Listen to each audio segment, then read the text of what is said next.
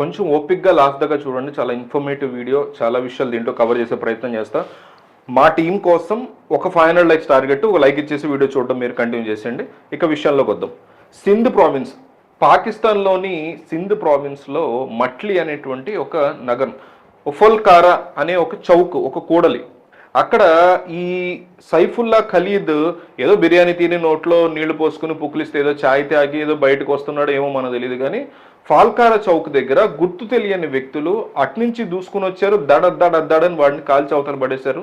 దెబ్బకి అక్కడి నుంచి వెళ్ళిపోయారు. అక్కడక్కడే రోడ్డు మీద పడిపోయి చనిపోయాడు ఈ సైఫుల్లా ఖలీద్, స్పాట్లో చనిపోయాడు. ఈ గుర్తు తెలియని వ్యక్తులు ఎంత వేగంగా వచ్చారో అంతే వేగంగా ఆ సందుల్లో ఈ సందుల్లో పడి మొత్తానికి అక్కడి నుంచి మాయమైపోయారు. మొత్తానికి ఈ అబూ సైఫుల్లా ఖలీద్ అనేవాడు మలన్ అనే ప్రాంతంలో ఉంటాడు, పాకిస్తాన్లో. వీడు చాలా కాలం కాశ్మీర్లో ఉగ్రవాద కార్యకలాపాలలో తీవ్రంగా పాల్గొన్నాడు. భారతదేశంలోని నాగ్పూర్, రాంపూర్, బెంగళూరు ఈ 3 నగరాల్లో జరిగిన దాడుల్లో ఖలీద్ గడి హస్తం తీవ్రంగా ఉంది. ఫేక్ ఐడితో నేపాల్లో చాలా సంవత్సరాల పాటు తలదాచుకున్నాడు ఈ సైఫుల్లా ఖలీద్ గడు.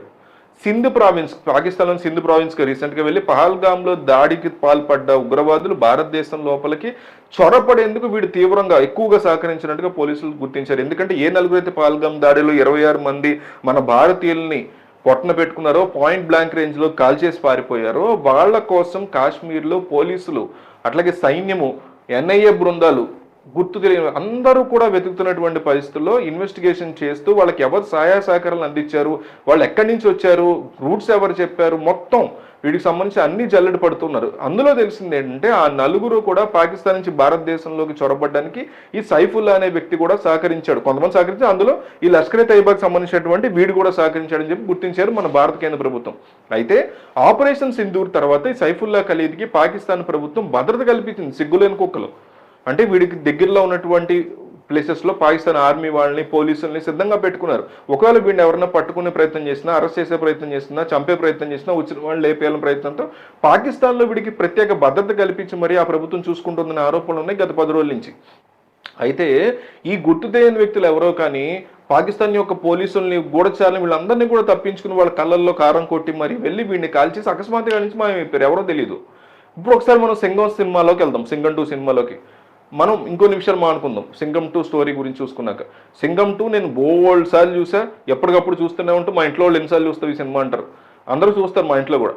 ఈ సినిమాలో ఒక సీన్ ఉంటుంది, సహాయం అనే పాత్ర మీకు గుర్తుందా? డానీని పట్టుకోవడం కోసం సహాయం ఈ గుండేసుకుంటాడు చూసారా, ఆ పాత్ర సెకండ్ హాఫ్లో సూర్య గోల్డెన్ షిప్ కంపెనీ యజమాని అతను వార్నింగ్ ఇవ్వడానికి వచ్చి 2 డైలాగులు చెప్పగానే వాడు అంటాడు, పెద్ద విలన్ అంటాడు, ఒరే నువ్వు నన్ను అరెస్ట్ చేసినా ఏం చేసినా నా మీద ఉన్న కేసులన్నీ తన మీద వేసుకుని తాను జైలుకి వెళ్ళడానికి సహాయం సిద్ధంగా ఉన్నాడని చెప్తాడు. వెంటనే సూర్య డైలాగు, వాడు అప్పటిదాకా అంటే నీ మీద ఉన్న కేసులన్నీ వాడు జైలుకి వెళ్ళేదాకా వాడిని వదిలిపెడతామని చెప్పి అనుకుంటున్నావా?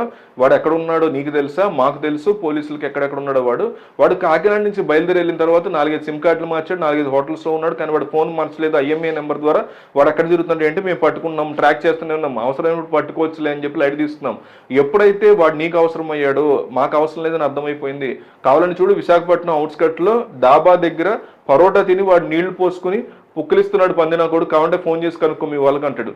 పెద్ద విలన్ షాక్ అయిపోయి వెంటనే ఫోన్ చేసి కనుక్కుంటాడు సహాయం అసిస్టెంట్కి, సహాయం ఎక్కడ ఉన్నాడు అనగానే ఇప్పుడే విశాఖపట్నం అవుట్స్కట్లో డాబా దగ్గర పరోటా తింటున్నావు అన్న, ఇప్పుడే బయటకు వస్తున్నావు అంటాడు. విలన్ షాక్ అయిపోతాడు. సూర్య అంటాడు, తింటున్నాడా, పరాటా తిని బయటకు వచ్చాడు అని చెప్పి వెంటనే సూర్య ఇంకో ఫోన్ తీసుకుని అక్కడే ఉన్న పోలీసుకు ఫోన్ చేసి చెప్తాడు అని లేపేమని. వెంటనే కథం అని లేపేస్తారు. వీడు షాక్ అనమాట మెయిన్ విలన్.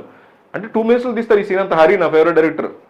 ఈ సీన్ మొత్తం కూడా పోలీసు ఎంత వేగంగా పనిచేయగలరని చెప్పడానికి అనమాట. నిజానికి భారతదేశంలో అజిత్ దోవల్ వచ్చిన తర్వాత ఈ ప్రభుత్వంలో వీళ్ళందరూ కూడా, ఈ ప్రభుత్వంలో ఉన్నటువంటి జయశంకర్ ఇలాంటి వాళ్ళందరూ కూడా ఇలాంటి ఈక్వేషన్స్ అన్ని సెట్ అయిన తర్వాత పాకిస్తాన్లో ఉన్నటువంటి తీవ్రవాదులు ప్రతి ఒక్కరు కూడా భారత్ యొక్క దళాల గన్ పాయింట్లో వాళ్ళందరూ ఉన్నారంటారు. అజిత్ దోవల్ కూడా అన్న సందర్భం ఉంది, మసూద్ అజర్ని ఎందుకు లేపేదంటే వాడిని లేపడం పెద్ద విషయం కాదు, వాడు ఎప్పుడు కావాలంటే అప్పుడు లేపుతాం, వాడిని గన్ పాయింట్లో ఉన్నాడు, వాడి ముందే వాడి కుంపాన్ని నేపేస్తే వాడికి ఎట్లా ఉంటుందో అర్థం అవడం కోసమే ఆగాము అనేటువంటి మాట కూడా అజిత్ దోవల్ నుంచి డైరెక్ట్గా వచ్చినట్టు కనిపిస్తుంది. సో దీని గురించి మీకేమనిపించింది, ఏంటి కామెంట్? నిజంగా మసూద్ అజర్ ఇన్నాళ్ళు ఆగాల, వాళ్ళ బావల్ని వాళ్ళ చుట్టాలని లేపేయడం ఇంపార్టెంట్, అతను లేపడం ఇంపార్టెంట్, ఎందుకు ఆగుతున్నారు ఏంటి? మీకేమనిపించింది? దీని గురించి ఇన్ఫర్మేషన్ ఉందో కామెంట్ చేయండి.